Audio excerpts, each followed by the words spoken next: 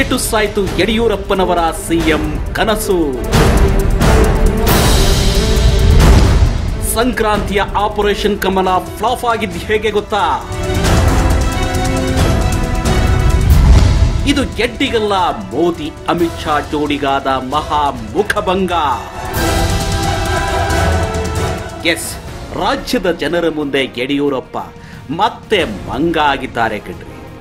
ಏನೋ ಮಾಡಲು ಹೋಗಿ ಏನೋ ಮಾಡಿದೆ ನೀನು ಅನ್ನೋ ಹಾಗಾಗಿದೆ ಮಿಸ್ಟರ್ ಯಡಿಯೂರಪ್ಪನವರ ಇಂದಿನ ಸ್ಥಿತಿ. ನೋಡ್ತಾ ಇರಿ, ಸಂಕ್ರಾಂತಿಗೆ ರಾಜ್ಯ ರಾಜಕಾರಣದಲ್ಲಿ ದೊಡ್ಡ ಕ್ರಾಂತಿಯಾಗುತ್ತೆ. ಅದಾದ 2 ದಿನಕ್ಕೆ ಯಡಿಯೂರಪ್ಪ ಹಸಿರು ಶಾಲ್ ಹೊದ್ದು BS ಯಡಿಯೂರಪ್ಪನಾದ ನಾನು ಈ ರಾಜ್ಯದ ಮುಖ್ಯಮಂತ್ರಿಯಾಗಿ ರೈತರ ಹೆಸರಲ್ಲಿ ಪ್ರಮಾಣ ವಚನ ಸ್ವೀಕರಿಸುತ್ತೀನಿ ಅನ್ನೋ ಕನಸಿನಲ್ಲಿದ್ರು. ಆದರೆ ಆ ಕನಸು ಈಗ ಮಣ್ಣು ಪಾಲಾಗಿದೆ. ರಾಜ್ಯ ಸಮ್ಮಿಶ್ರ ಸರ್ಕಾರದಲ್ಲಿ ಕೆಲ ಅಸಮಾಧಾನಿತ ಕಾಂಗ್ರೆಸ್ ಶಾಸಕರನ್ನ ನಂಬಿ ಪಗಡೆ ಆಡಲು ಹೋದ ಗೆಡ್ಡಿ ಸಖತ್ತಾಗಿ ಎಡವು ಬಿದ್ದಿದ್ದಾರೆ. ಗೆಡ್ಡಿ ಮಾತ್ರವಲ್ಲ, ಈ ಬಾರಿ ಖುದ್ದು ಪ್ರಧಾನಿ ಮೋದಿ, ಬಿಜೆಪಿ ಹೈಕಮಾಂಡ್ ಅಮಿತ್ ಶಾ ಕೂಡ ದೇಶದ ಜನರ ಮುಂದೆ ನಗೆಪಾಟಲಿಗೆ ಈಡಾಗಿದ್ದಾರೆ. ಕಡೆ ಕ್ಷಣದವರೆಗೂ ಎಲ್ಲ ಅಯೋಮಯವಾಗಿತ್ತು.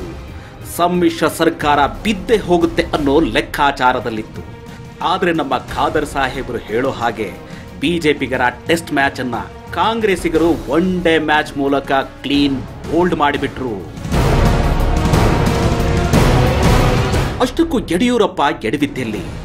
6 ತಿಂಗಳ ಕಾಲ ನಡೆದ ಆಪರೇಷನ್ ಕಮಲವನ್ನ ಸಿದ್ದು ಅಂಡ್ ಗ್ಯಾಂಗ್ ಫ್ಲಾಪ್ ಮಾಡಿದ ಹೇಗೆ? ಮುಂದಿನ ಸಮ್ಮಿಶ್ರ ಸರ್ಕಾರ ನಿಜಕ್ಕೂ ಸುಭದ್ರವಾಗಿರುತ್ತಾ?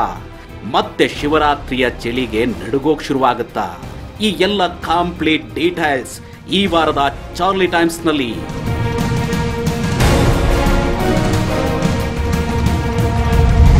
ವಿ ರವಿಕುಮಾರ್ ನೇತೃತ್ವದಲ್ಲಿ, ಸುನಿಲ್ ಹೆಗ್ಗರವಳ್ಳಿ ಸಾರಥ್ಯದಲ್ಲಿ ರೋಚಕ ಹಾಗೂ ತನಿಖಾ ವರದಿಗಳಿಗಾಗಿ ಓದಿ ಚಾರ್ಲಿ ಟೈಮ್ಸ್.